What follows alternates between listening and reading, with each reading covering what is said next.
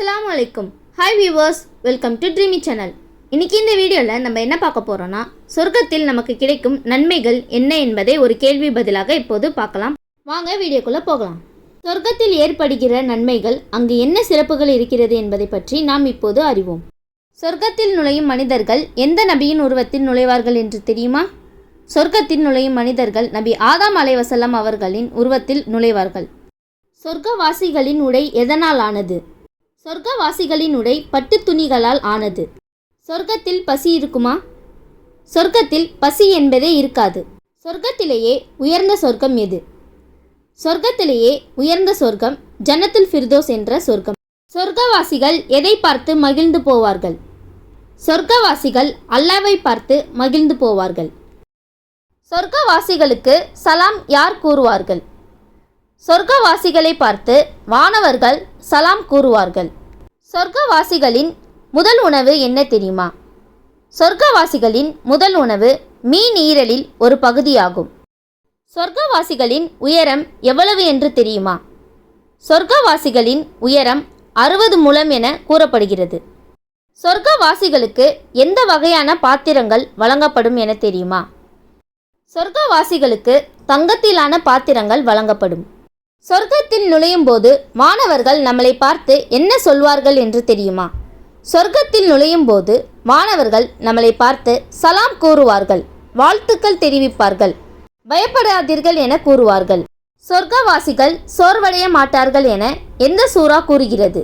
சொர்க்கவாசிகள் சோர்வடைய மாட்டார்கள் என இஜூர் என்னும் சூரா கூறுகிறது.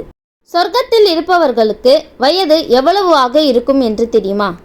சொர்க்கத்தில் இருப்பவர்களுக்கு வயது 30 to 33 வயது உடையவர்களாகவே இருப்பார்கள்.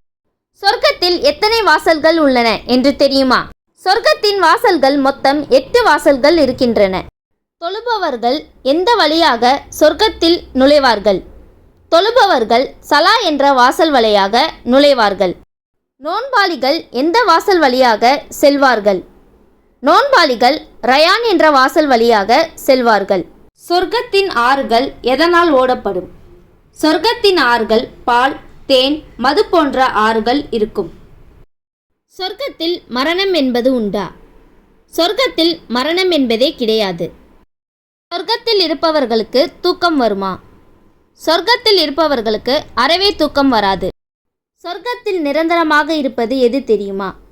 சொர்க்கத்தில் நிரந்தரமாக இருப்பது அல்லாஹ்வின் அருள், மகிழ்ச்சி, வாழ்க்கை, இவை அனைத்தும் சொர்க்கத்தில் நிரந்தரமாக இருக்கும். சொர்க்கத்தில் உள்ளவர்களுக்கு எந்த மாதிரியான உணர்வு இருக்காது?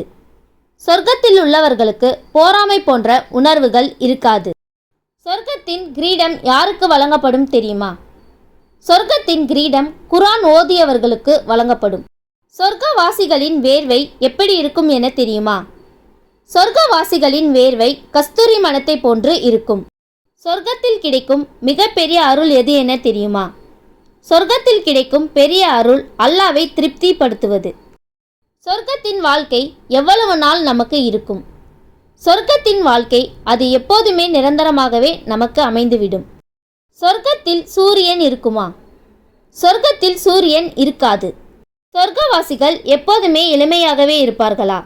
ஆமாம், சொர்க்கவாசிகள் நிரந்தரமாகவே எப்போதும் இளமையாகவே இருப்பார்கள்.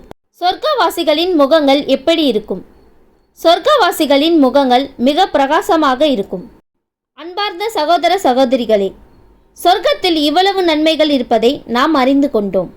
இந்த நன்மைகளை பெறுவதற்கான நல்ல அமல்களை இந்த துனியாவில் செயல்படுத்துவோம். அஸ்ஸலாமு அலைக்கும் வரஹ்மத்துல்லாஹி தஆலா வபரகாத்துஹு. நாம் அனைவரும் இந்த சொர்க்கத்தை அடைய அல்லாஹ்விடத்தில் துவா செய்வோம். நமது துவாவை அல்லாஹ் கபூல் செய்வானாக. ஆமீன் ஆமீன் யா ரப்பில் ஆலமீன். அடுத்த வீடியோவில் நரகத்தில் என்ன இருக்கும் என்பதை பற்றி பார்க்கலாம். இந்த வீடியோ உங்களுக்கு பிடிச்சிருந்தா லைக் பண்ணுங்கள், ஷேர் பண்ணுங்கள், மறக்காமல் ட்ரீமி சேனலை சப்ஸ்கிரைப் பண்ணுங்கள். Thank you viewers.